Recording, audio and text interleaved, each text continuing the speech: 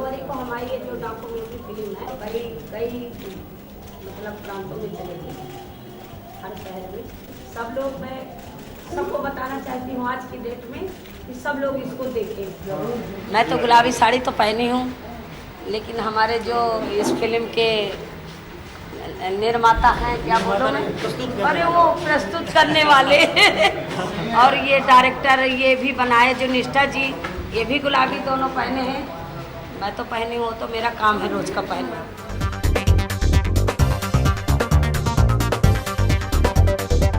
सवाल का जवाब दे दीजिए कि आपने अपने गुट को गुलाबी गैंग नाम क्यों दिया? देखिए, हम अपने गुट को गुलाबी गैंग इसलिए नाम रखा है कि पहले नहीं था गुलाबी। पहले तो हम काम करते थे, और जब हमारे साथ 10,000 औरतें हो गई तो हम कहीं जाते थे तो हम भटक जाते थे, एक दूसरे को पहचान नहीं पाते थे। तो हमने एक ड्रेस चुना। ड्रेस में क्या आया कि हम कौन सा ड्रेस लें। तो जब हम साड़ी खरीदने गए तो हमको पहला ये नीला नीला दिखा, तो हमने कहा ये तो मायावती का ड्रेस है। फिर हम पीले में आ गए, तो पीले में गायत्री परिवार वालों का हो गया। इसके बाद में तमाम ऐसे कलर मिले जो पार्टी से अटैच थे, तो गुलाबी नहीं किसी पहना, वो बस हम उसी को ले आए और जैसे पहने और हम अपने यहाँ गए नारा लगाते लगाते एक सड़क का मुद्दा लेके। तो उस दिन हम डीएम को पैदल चला दिया। उन्होंने पूछा ये क्या है, ये क्या है? अरे हम कहा आप कौन है, क्या पूछ रहे हो, इस तरह की बात है, जैसे कोई जानवर हो। तो हम औरतें हैं, साड़ी पहने, और बताओ क्या है। उन्होंने कहा अच्छा तो इस तरह चिल्ला रही हो। मैंने कहा जनता का हक नहीं मिलेगा, चिल्लाएगी जनता। तो उस दिन फिर हमने उनका रोड जाम कर लिया और घेर के बैठ गए। फिर वो उनसे हमसे माफ़ी मांगा और हम काम करवाएंगे। उसी दिन से हमारा नाम पड़ गया गुलाबी गैंग। और वो गैंग इतना फेमस हुआ कि कई देश में गई। 2008 में नॉर्वे गई, 2012 फ्रांस, 2008 में फ्रांस गई, फिर नॉर्वे गई 12-13 में, 2 बार हो आई, इटली गई, स्वीडन गई, कई जगह हम हो आए। हमारी किताबें छपी, कई जगह हमारी डॉक्यूमेंट्री फिल्में बनी हैं। और निष्ठा जी हमारे चल के बहुत मेहनत किया। इन्होंने रियल में ऐसी ऐसी कहानी देखा कि इनके पहले 2 डॉक्यूमेंट्री फिल्म बन गई थी। इनका भरोसा नहीं रहा कि ये डॉक्यूमेंट्री फिल्म अच्छी बनेगी। मैंने कहा ये रोज़ बना सकती हो, ये रोज़ की अलग अलग कहानी है। हमारी वही कहानी नहीं कि एक हीरो रोज़ मरता है और रोज़ एक मरेगा और वही जी आएगा। हमारी तो रोज़ की रियल की कहानी है। आज ये राजरानी की घटना दोबारा हम थोड़ी दिखा सकेंगे, कोई दूसरी है। तो ये तो हमारी डॉक्यूमेंट्री फिल्म जो अगर कोई भी बनाना चाहे बहुत बन सकती है। ये भ्रष्टाचार रुक नहीं रहा। अरे वो एक औरत पीड़ित आती है और हम उनसे कहते हैं कि 10 औरतों को जाके जोड़ो, तभी तुम्हारा न्याय मिलेगा। अरे अब औरतों के साथ कितनी बड़ी घटनाएं होती है। देखिए, एक पत्नी एक गाड़ी के पहिए होते हैं, उनका दोनों का हक बराबर होता है। लेकिन आज की डेट में पुरुष औरत को जूती समझता है, और वो काफ़ी अपना जैसे वो घर में सताई जा रही हैं, वो पुलिस के पास गई तो उल्टा वो औरतों को ही पुलिस डांट फटकार के भगाती है। इनकी रवैया इतनी बुरी हो चुकी है, तो इसलिए वो औरतें हमारे पास आ जाती हैं कि हमें कहीं से न्याय नहीं मिल रहा, कोर्ट कचहरी से हमारा भरोसा उठ रहा है।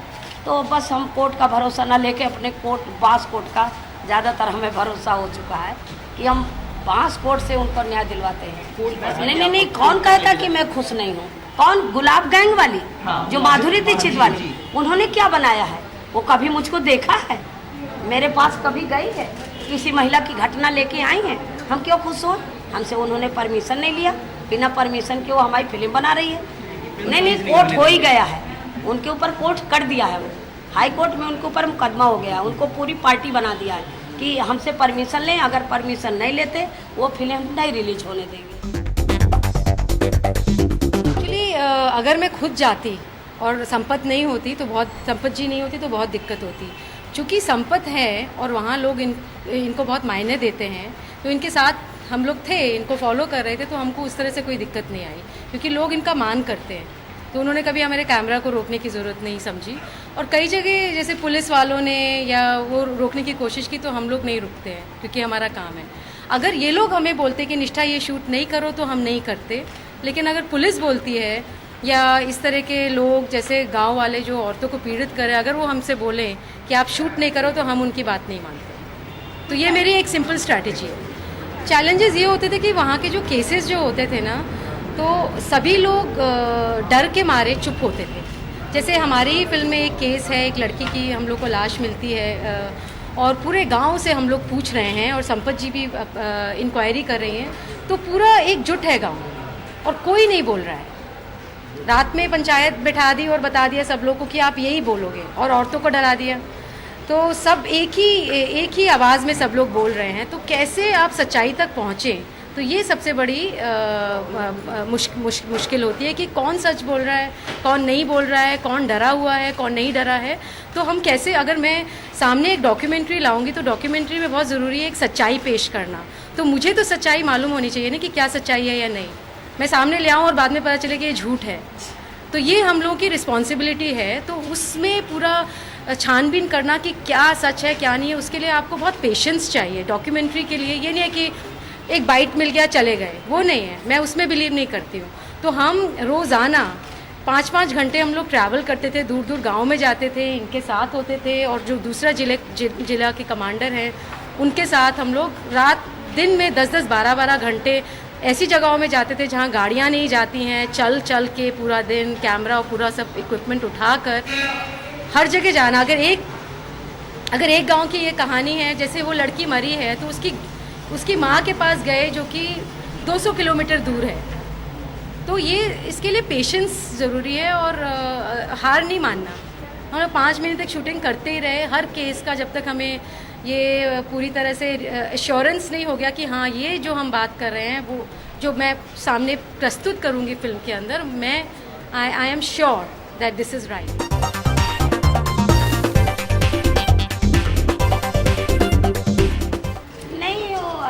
तो हम नोटिस भेजी थी बम्बई का वकील थे, लेकिन वो कहे अभी हम रियल में भेजेंगे। फिर अभी भेजा है, लेकिन खैर उनका कोई वो नहीं है, कहानी हमारी है, वो कितना गुमराह करें। वो एक बार कहे तो दें कि ये संपत की कहानी नहीं, तो हम उनसे पूछना शुरू कर देंगे कि फिर उत्तर प्रदेश में किसका गैंग है, और ये भी पूछूंगी कि किसकी कहानी आप बना रहे हो, जो कि उसमें उत्तर प्रदेश, बुंदेलखंड और सबसे पहले गैंग किसने बनाया। गैंग के लिए हमें बहुत बहुत झेलना पड़ा है, हमको नक्सली कहा गया, हमको मायावती मुलायम सिंह एक तरह से हमारी जांच करवाई, और जांच में हमको एक भी डर नहीं लगा कि अगर हम गरीबों की आवाज़ उठा रहे हैं तो चलो नक्सली कहो, हमको वो भी स्वीकार है, हम डरते नहीं हैं।